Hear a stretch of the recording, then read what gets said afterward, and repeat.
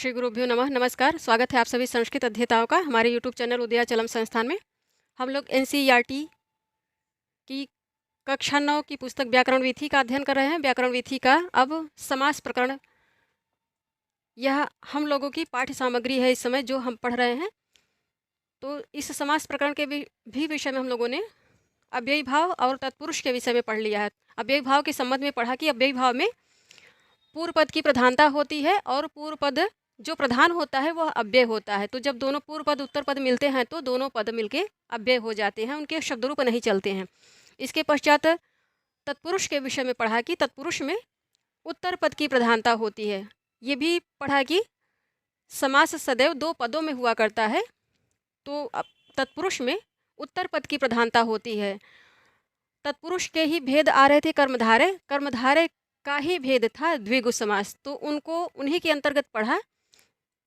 तो समास के भेद में जो इस निर्धारित पाठ्यक्रम में व्याकरण विधि में आ रहा है वह है अव्ययी भाव, तत्पुरुष, द्वंद्व और बहुब्रीहि। बाकी जो कर्मधारय और द्विगु हैं वो तत्पुरुष के ही अंतर्गत आ रहे हैं, तो इसलिए उनको भी काउंट कर लिया जाए। तो कुल समास के 6 भेदों का अध्ययन यहाँ पर करना है हम लोगों को, और बहुत ज़्यादा डीप में नहीं गए हैं, बस जितने आवश्यक हैं इस पाठ्यक्रम की दृष्टि से और बच्चों की परिपक्वता की दृष्टि से उतनी ही सामग्री समास के विषय में यहाँ पे दी जा रही है अष्टाध्यायी से।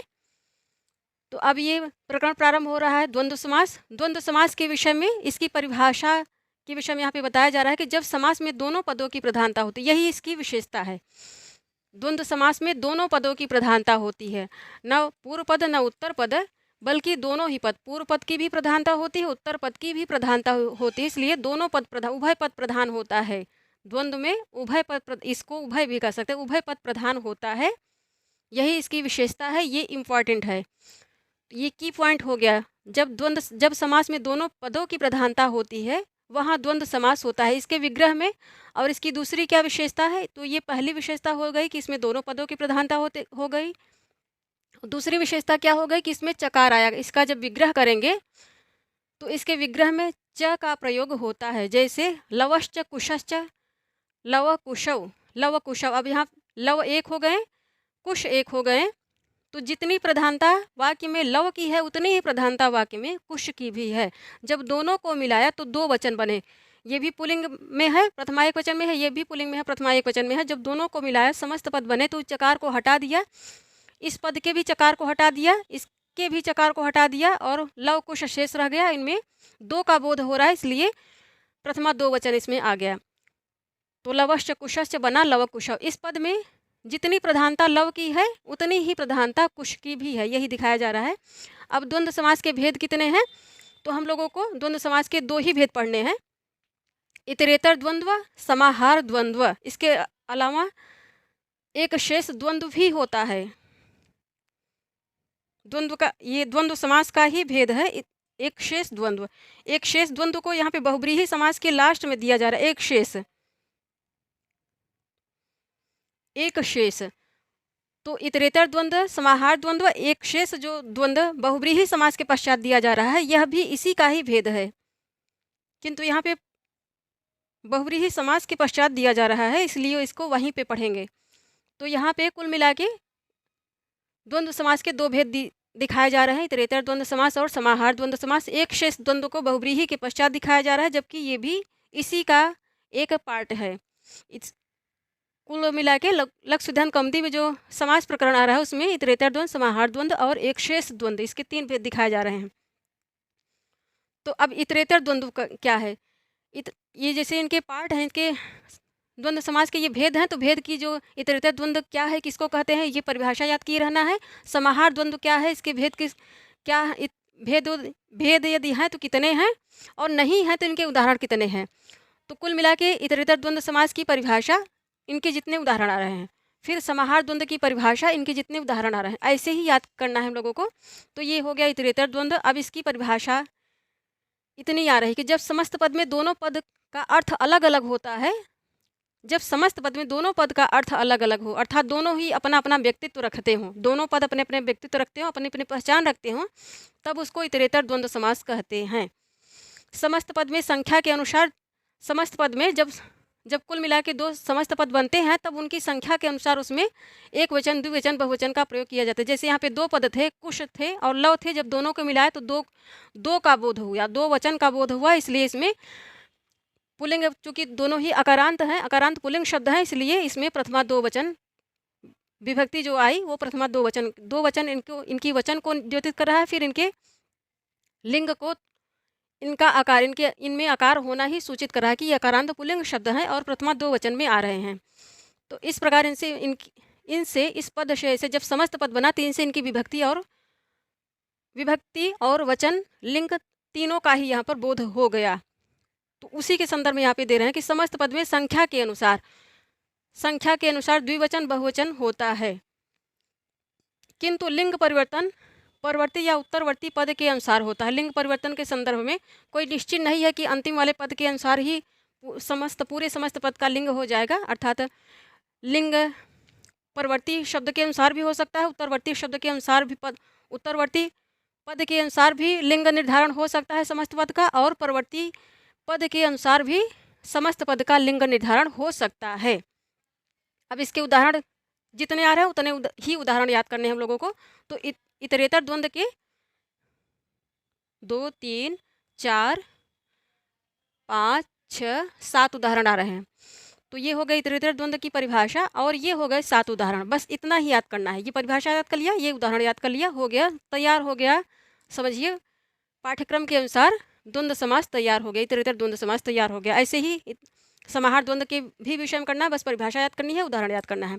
तो पार्वती च परमेश्वरश्च, जब समस्त पद बना तो इन पार्वती प्रथमा एक वचन में स्त्रीलिंग का शब्द है, परमेश्वर क्या है, अकारांत पुल्लिंग शब्द है, पुल्लिंग में बन रहा है, तो दोनों का ही लिंग अलग है।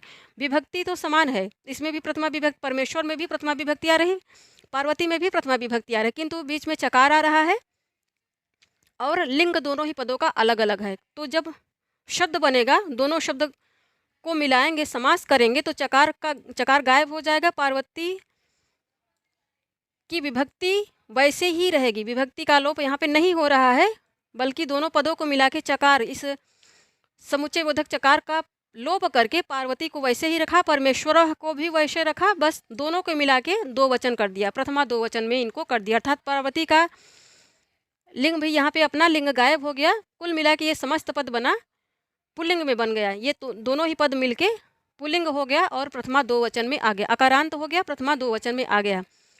तो द्वंद्व समास के विषय में यही विशेष है, इसीलिए थोड़ा सा ध्यान देना पड़ता है। बस परिभाषा याद किए रहिए, इनके उदाहरण रटे रहिए, तो बोर्ड की परीक्षा में कुछ भी गलत नहीं जाएगा इस समाज से। और केंद्रीय विद्यालय संगठन की भी परीक्षा, प्रतियोगी परीक्षा जो है TGT की, उसमें भी पूछा जाएगा, तो ये ऐसे ही उदाहरण पूछे जाएंगे, अलग से उदाहरण नहीं पूछेंगे। अब दूसरा उदाहरण है इतरेतर द्वंद्व का, रामश्च कृष्णश्च, राम भी अकारांत पुल्लिंग शब्द है यहाँ पे, कृष्ण भी अकारांत पुल्लिंग शब्द हैं, बीच में इनको द्योतित करने के लिए चकार, इनको अभिव्यक्त करने के लिए, इनको जोड़ने के लिए समुच्चय बोधक चकार आ रहा है। तो जब समास करेंगे तो बनेगा राम कृष्णौ। अब राम और कृष्ण मिला के दो हुए, इनसे दो संख्या का बोध हो रहा है, तो दोनों में प्रथमा दो वचन आ गया और लिंग वचन दो आ गया, प्रथमा दो वचन आ गया, लिंग दोनों का ही समान है, तो ये अकारांत पुल्लिंग शब्द हो गया। इसी प्रकार धर्मश्च अर्थश्च कामश्च मोक्षश्च, ऐसे ही चकार करके कितने ही शब्दों को इसमें जोड़ा जा सकता है। बस जब पूरा समस्त पद बनेगा तो चकार हट जाएगा, बाकी सब शब्द वैसे, सारे शब्द वैसे ही आ जाएंगे और फिर लिंग निर्धारण किया जाएगा। यहाँ पे अंतिम शब्द के अनुसार लिंग निर्धारण किया जा रहा है। धर्मश्च अर्थश्च कामश्च मोक्षश्च, धर्मार्थ काम मोक्षाः, धर्मार्थ काम मोक्षा, मोक्ष शब्द अकारांत पुल्लिंग शब्द है, धर्म भी अकारांत पुल्लिंग शब्द है, अर्थ भी अकारांत पुल्लिंग शब्द है, काम भी अकारांत पुल्लिंग शब्द है, इसलिए समान लिंग के शब्द आ रहे हैं, इसलिए यहाँ पर इनका वचन निर्धारण करने में कोई दिक्कत नहीं हुई, सीधे अकारांत हो गया और प्रथमा बहुवचन में हो गया। इनका निर्धारण हो गया कि ये प्रथमा बहुवचन में आ रहे, बहुवचन के शब्दों, जब सबकी समष्टि मिली, समस्त पद निर्धारित हुआ तो बन गया प्रथमा बहुवचन, अकारांत पुल्लिंग शब्द हो गया, प्रथमा बहुवचन हो गया। अब सीता च रामश्च सीता रामौ, यहाँ पे लिंग निर्धारण किसके अनुसार हुआ, राम के अनुसार हुआ। तो ऐसे ही इसमें ध्यान देना होता है कि कभी परवर्ती शब्द के अनुसार पूरे समस्त पद का लिंग हो जाता है और कभी उत्तरवर्ती पद के अनुसार पूरे समस्त पद का लिंग हो जाता है। तो इसके विषय में ज़्यादा माथापच्ची नहीं करनी है हम लोगों को, जितने उदाहरण आ रहे हैं उतने उदाहरण याद किए रहना है। परीक्षा में आएगा तो बस इतना ही आएगा। और बाकी लिंग निर्धारण के विषय में क्या क्या इनकी और ट्रिक होती है, ये सब आगे की कक्षाओं के विषय हैं। जब हम लोग आगे की कक्षाओं में जाएंगे तो वहाँ पढ़ेंगे। अब इसके पश्चात जो उदाहरण आ रहा है, पुत्रश्च कन्या च, पुत्र कन्या, जब दोनों को मिलाया तो चकार को का लोप कर दिया, चकार का लोप कर दिया। अब यहाँ पर इस समस्त पद का निर्धारण किसके अनुसार हुआ? कन्या के अनुसार हुआ। कन्या का दो वचन आकारांत स्त्रीलिंग का प्रथमा दो वचन क्या होता है? रमा रमे, रमा रमे, रमे। तो इसलिए पुत्र और कन्या को जब दोतित किया तो कन्या के अनुसार पूरे समस्त पद का लिंग हो गया और ये प्रथमा दो वचन में आकारांत स्त्रीलिंग में पूरा पद निष्पन्न हुआ। यद्यपि पुत्र आकारांत पुल्लिंग शब्द है, कन्या आकारांत स्त्रीलिंग शब्द है, किंतु जब समस्त पद बना तो पूरे पद का लिंग आकारांत स्त्रीलिंग हो गया और ये दो है, इसलिए दो को द्योतित करने के लिए प्रथमा आकारांत स्त्रीलिंग में प्रथमा दो वचन में ये आ गया। अब राधा च कृष्णश्च, राधा कृष्ण, यहाँ पे लिंग का निर्धारण किसके अनुसार हुआ? कृष्ण के अनुसार हुआ, राधा के अनुसार नहीं हुआ। तो बस जितने उदाहरण आ रहे हैं हम लोगों को उतने ही याद करने हैं। राधा च कृष्णश्च, राधा कृष्ण, ये क्या हुआ? प्रथमा दो वचन में हो गया। आकारांत समस्त पद क्या हुआ? आकारांत पुल्लिंग हो गया और प्रथमा दो वचन में हो गया, चकार को हटा दिया। धनश्च जनश्च यवनश्च, धन यौवन, धन जन यौवनानि, यहाँ पर क्या हुआ? इस पूरे समस्त पद का निर्धारण किसके अनुसार हुआ? यौवन के अनुसार हुआ। यौवन नपुंसक लिंग में आ रहा है, तो पूरा पद जब समस्त पद बना तो ये नपुंसक लिंग प्रथमा बहुवचन में आ गया। धन जन यौवनानि, ये हो गया इतरेतर द्वंद्व। अब समाहार द्वंद्व के विषय में पढ़ लेते हैं। द्वंद्व समास का जो भेद आ रहा था, इतरेतर द्वंद्व के विषय में हम लोगों ने पढ़ लिया। अब ये समाहार द्वंद्व है। तो समाहार द्वंद्व के विषय में इसकी परिभाषा दी जा रही है कि जहाँ अनेक वस्तुओं का संग्रह दिखाया जाता है या फिर समूह की प्रधानता दिखाई जाती है। अनेक वस्तुओं का संग्रह, इस प्रकार इसे अंडरलाइन कर लेंगे। अनेक वस्तुओं का संग्रह दिखाया जाता है या फिर समूह की प्रधानता दिखाई जाती है, किसी समूह की प्रधानता हो, वहाँ पर ऐसे स्थलों पर द्वंद्व समास बना करता है, अर्थात समाहार द्वंद्व समास बना करता है। इसको कहेंगे समाहार द्वंद्व समास बना करता है। उदाहरण के लिए आहारश्च, चार उदाहरण आ रहे हैं समाहार द्वंद्व के। पहले ये चार उदाहरण समाहार द्वंद्व समास के हैं। तो आहारश्च निद्रा च भयम च इति एतेषां समाहारः। आहार निद्रा भयम, आहार एक हो गया, निद्रा दो हो गई, भय तीन हो गया। एक दो तीन, यहाँ पे तीन पदों का समाहार दिखाया जा रहा है। फिर एतेषां समाहारः आहार निद्रा भय। अब यहाँ पे जो चकार आ रहा है, जितने भी समुच्चय बोधक चकार आ रहे हैं और इति ये पद आ रहे हैं, इनका लोप कर दिया गया और विशुद्ध रूप से जब समस्त पद बना तो बना आहार निद्रा भयम। इन तीन की समष्टि का बोध हो रहा है। चूंकि समाहार द्वंद्व है तो जो समाहार द्वंद्व में अंतिम पद बना करता है वो नपुंसक लिंग एक वचन में ही आया करता है। तो यहाँ पे देखिए सब पे नपुंसक लिंग एक वचन आ रहा है, यहाँ भी नपुंसक लिंग एक वचन आ रहा है, यहाँ भी नपुंसक लिंग एक वचन है और यहाँ भी नपुंसक लिंग एक वचन ही है, पुत्र पौत्रम पौत्रम। तो इस प्रकार अब दूसरा उदाहरण है पाणी च पादौ च, पाणी अर्थात हाथ और पैर। यहाँ पे जब दोनों पद मिलेंगे तो चकार का लोप कर देंगे और समस्त पद नपुंसक लिंग एक वचन में हो जाएगा। पाणी च पादौ च, दो हाथ और दो पैर, इन सब की समष्टि को मिलाकर बना पाणिपादम, हाथ और पैर। यवाश्च चड़काश्च, जौ और चने का समूह। तो यव चड़कम जब बना शब्द समस्त पद बना तो नपुंसक लिंग एक वचन में हो गया। यवाश्च, यवाश्च बहुत से जौ का बोध हो रहा है इसलिए बहुवचन में आ रहा है। यवाश्च चड़काश्च बहुत से चने का बोध हो रहा है, तो यहाँ समष्टि का बोध हो रहा है, यहाँ भी समष्टि का बोध हो रहा है, यहाँ भी समष्टि का बोध हो रहा है, क्योंकि ये समाहार द्वंद्व का उदाहरण है। समाहार द्वंद्व के विषय में यहाँ पे सीधे सीधे एकदम क्लियर रहना चाहिए कि अनेक वस्तुओं का संग्रह दिखाया जाता है या फिर समूह की प्रधानता दिखाई जाती है, तब समाहार द्वंद्व हुआ करता है। समाहार द्वंद्व में जो समस्त पद निष्पन्न होता है वो नपुंसक लिंग एक वचन में हुआ करता है। तो यवाश्च चड़काश्च बहुत से जव और बहुत से चनों का समूह यव चड़कम हुआ। फिर पुत्रश्च पौत्रश्च, पुत्रश्च पौत्रश्च, पुत्र और पौत्र सब मिला के जो पद बना पुत्र पौत्रम, चकार का लोप कर दिया और जो शब्द निष्पन्न हुआ अंत में वो नपुंसक लिंग एक वचन जैसा शब्द बना करता है वैसा ही ये बना, पुत्र पौत्रम। अब इस समास के विषय में जो विशेष बातें पॉइंट पॉइंट करके आ रही हैं उनको ऐसे स्टार बना के लिखेंगे हम लोग, इनको याद करेंगे। ऐसे ही पॉइंट पॉइंट करके नोट भी करना है कॉपी में, और ऐसे ही याद करना है। तो 5 पॉइंट आ रहे हैं द्वंद्व समास के विषय में। ये पाँच पॉइंट या 5 विशेष बातें आ रही हैं, इनको याद करके रखना है। और इनके जो उदाहरण, एक एक उदाहरण आ रहे हैं, उदाहरण भी याद करने हैं। यद्यपि लघु सिद्धांत कौमुदी में बहुत सारे ऐसे विशेष बातें आती हैं, किंतु यहाँ पे 5 ही आ रहे हैं, तो बहुत ज़्यादा नहीं है संख्या में याद करने के लिए। ऐसे जो विशेष बातें आ रही हैं उनको एक लाइन में ऐसे परिभाषा के रूप में याद कर लेना है। उनके जो उदाहरण आ रहे हैं उनको भी याद किए रहना है। तो इसको ऐसे उंगली पर गिन गिन के ऐसे गणना कर करके हम लोग याद कर सकते हैं, गणना करके। तो इनमें पहला जो विशेष है, तो इस फिर यहाँ पे ऐसे हेडिंग बनाइए कि द्वंद्व समास के संदर्भ में विशेष बातें।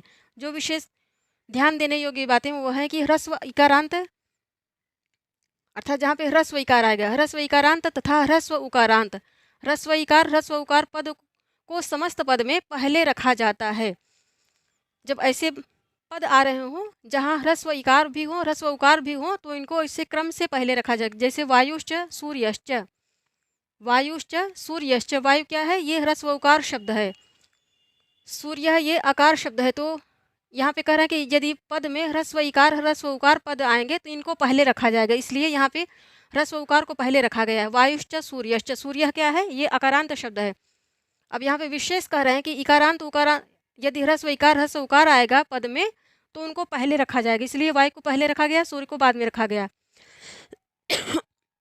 अब जो समस्त पद बना वह वायु सूर्य, वायु और सूर्य दो का बोध हो रहा है, इसलिए ये 2 वचन में आया। प्रथमा 2 वचन में आया और पुल्लिंग में आया, क्योंकि सूर्य शब्द के आधार पर पूरे समस्त पद का लिंग निर्धारित हो रहा है।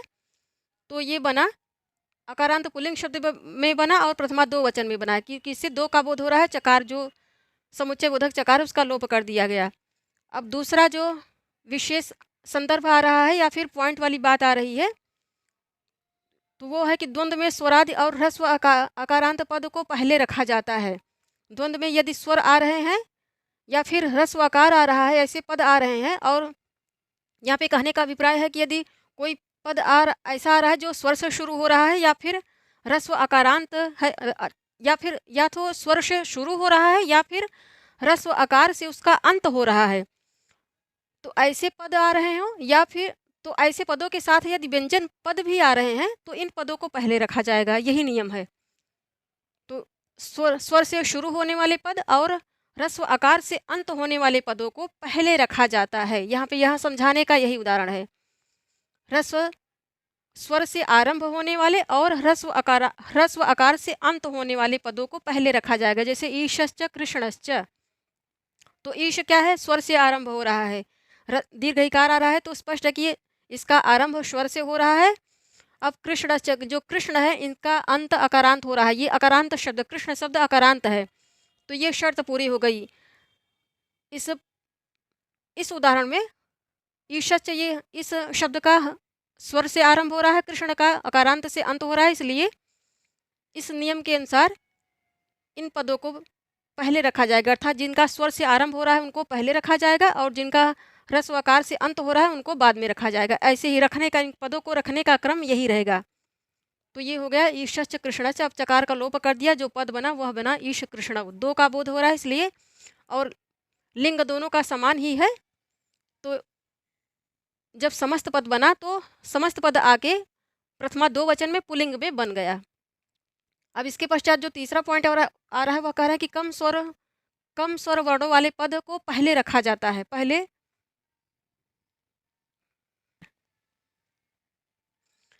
कम स्वर वर्णों वाले पद को पहले रखा जाता है। जैसे रामश्च केशवश्च, रामश्च केशवश्च, राम में कम स्वर है, राम 2 पदों में बन रहा है और केशव 3 पदों में बन रहा है, इसलिए राम को पहले रखा गया और केशव को बाद में रखा गया। केशव में एकार आ रहा है, पहले एकार आ रहा है, फिर दोनों श में अकार आ रहा है, ह्रस्व आकार आ रहा है, और जो वकार आ रहा है या फिर व आ रहा है, इसमें भी ह्रस्व आकार आ रहा है। तो इस कुल मिला के राम पद छोटा है और इसमें स्वर भी कम है, इसलिए इनको पहले रखा और केशव को बाद में रखा। बस इसी उदाहरण के संदर्भ में इनको समझना है कि यदि ऐसे पद आ रहे हैं तो इसी तर्क के आधार पर इसको सामने रख के, इस उदाहरण को सामने रख के, मान लीजिए कोई दूसरा शब्द भी आ रहा है तो उसको ऐसे ही बनाना होगा। इन्हीं उदाहरणों को सामने रख कर कि हाँ, ये इस संदर्भ में ये उदाहरण आ रहा है तो क्या इससे जो सामने उदाहरण हमको दिया जा रहा है प्रश्न करने के लिए, क्या इससे मिलता जुलता है? यदि मिलता जुलता है तो उसको वैसे ही लगा के प्रश्न को हल कर लिया जाएगा। रामश्च केशवश्च, राम केशव, राम में कम स्वर हैं, केशव में ज़्यादा स्वर हैं, इसलिए राम में 2 स्वर हैं, इसमें 3 स्वर हैं, केशव में 3 स्वर हैं, इसलिए राम को पहले रखा, केशव को बाद में रखा। यहाँ समझाने का यही अभिप्राय है। तो रामश्च केशवश्च चकार का लोप कर दिया, बना राम केशवम। अब ह्रस्व स्वर वाले पद को पहले रखा। यहाँ पे कम स्वर, ये बात हो रही कम स्वर वाले वर्णों के संदर्भ में और ये बात हो रही है ह्रस्व स्वर वाले पदों को पहले रखते हैं। यहाँ कम स्वर, यहाँ ह्रस्व स्वर। तो कुशश्च काशश्च, यहाँ पे कुशश्च में जो उकार आ रहा है, क में उकार जो आ रहा है वो ह्रस्व है, जबकि यहाँ काशश्च में दीर्घ आकार आ रहा है, इसलिए कुश को पहले रखा, ह्रस्व स्वर वाले को पहले रख दिया और दीर्घ स्वर वाले पद को बाद में रख दिया। यहाँ कम स्वर वाले पद को पहले रखा और ज़्यादा स्वर वाले पदों को बाद में रखा। ऐसे ही समझना है हम लोगों को। तो कुशश्च काशश्च कुश काशम, चकार का लोप कर दिया और दोनों पद को बनाया तो काशः, कुशश्च काशः। दोनों पद इस पद के अनुसार पूरे समस्त पद का लिंग हो गया नपुंसक लिंग। कुशश्च काशश्च एक पद बना तो नपुंसक लिंग एक वचन में ये पद आ गया। काशः के अनुसार, काशः नपुंसक लिंग में है तो ये इसी काशः के आधार पर दोनों ही पदों का लिंग एक हो गया, अर्थात समस्त पद बना तो समष्टि हो गई तो एक हो गया तो इनका लिंग नपुंसक लिंग एक वचन में हो गया। अब इसके पश्चात 5वें नंबर का पॉइंट यहाँ पे आ रहा है। इसको 5 भी आप नंबर भी लिख सकते हैं, हमने यहाँ स्टार बनाया, आप लोग ऐसे नंबर भी लिख सकते हैं। 3 हो गया, ये 4 हो गया, ये 5 हो गया, ये 5 हो गया। अब यहाँ पे दे रहे हैं कि श्रेष्ठ या पूज्य पदों का प्रयोग पहले होता है, अर्थात जो पूज्य होते हैं, जो श्रेष्ठ होते हैं, यदि कई पद ऐसे प्रयुक्त हो रहे हैं समास में, इस समाहार द्वंद्व में, और उन पदों में कुछ श्रेष्ठ हैं कुछ पूजनीय हैं, तो उन पूजनीय पदों को पहले रखा जाएगा और जो कम पूजनीय हैं या फिर नहीं पूजनीय उनको बाद में रखा जाएगा। नियम यही है, श्रेष्ठ या पूज्य पदों को पहले रखा जाता है। जैसे माता च पिता च, माता पितर। अब माता पिता से ज़्यादा श्रेष्ठ माने जाते हैं, माता धरती से बड़ी मानी जाती है, पिता आकाश से बड़े माने जाते हैं, फिर भी माता का जो पद है वो पिता से ऊंचा होता है, माता गुरुतरा होती हैं, इसलिए माता को पहले रखा। माता च पिता च में माता पहले हैं क्योंकि जननी है और उनके ऋण से, माँ के ऋण से कभी कोई ऋण नहीं होता है, इसलिए माँ श्रेष्ठ है। तो माँ को पहले रखा, पिता को बाद में रखा। चकार का लोप कर दिया। जब पूरा पद बना तो पूरे जो समस्त पद का लिंग बना वो पिता के अनुसार बना। अब ये समस्त पद माता पितरों क्या है, पुल्लिंग शब्द है, अकारांत पुल्लिंग शब्द है, पितृ है, तो ये ऋकारांत पुल्लिंग शब्द है और प्रथमा 2 वचन में है, पिता पितरौ। पिता ये ऋकारांत शब्द है और ऋकारांत पुल्लिंग है, प्रथमा 2 वचन में है, तो अंत में पिता आ रहा था, इसलिए पिता के अनुसार पूरे पद का, समस्त पद का लिंग निर्धारण हुआ और वचन इन दोनों की संख्या को देखकर निर्धारित हुआ। माता और पिता 2 हैं इसलिए 2 वचन आया। पिता की अपेक्षा माता अधिक पूजनीय हैं, जो अधिक पूजनीय हैं उनको पहले रखेंगे। तो इस प्रकार ये द्वंद्व समास हो गया। द्वंद्व समास के विषय में इतना ही आ रहा था। समाहार द्वंद्व के विषय में 4 उदाहरण आ रहे हैं, 4 उदाहरणों को ऐसे ही याद कर लेना है। इसमें कुछ नहीं है, बस जहाँ अनेक वस्तुओं का संग्रह दिखाया जाता है या समूह की प्रधानता होती है वहाँ पे समाहार द्वंद्व होता है। समाहार द्वंद्व के 4 उदाहरण दिए जा रहे हैं। और समाहार द्वंद्व के विषय में एक और है कि जब समस्त पद निष्पन्न हो गया आता है तो नपुंसक लिंग एक वचन में बना करता है। और ये द्वंद्व समास के विषय में विशेष 5 बातें आ रही, इनको याद किए रहना है। इनके एक एक उदाहरण याद किए रहना। जैसे यथा है तो ये हो गया इनका उदाहरण, और ये हो गया इनका उदाहरण, ये हो गया इनका उदाहरण। 5 विशेष नियम आ रहे हैं तो 5 उदाहरण भी आ रहे हैं, और ये हो गया। बस इतना ही है इसके विषय में। तो ये हम लोगों ने द्वंद्व समास के विषय में पढ़ लिया। अब एक समास और रह गया है, बहुव्रीहि समास। तो बहुव्रीहि समास को नेक्स्ट फाइल में पढ़ते हैं। बने रहिए हमारे साथ। धन्यवाद साथियों आप सभी का।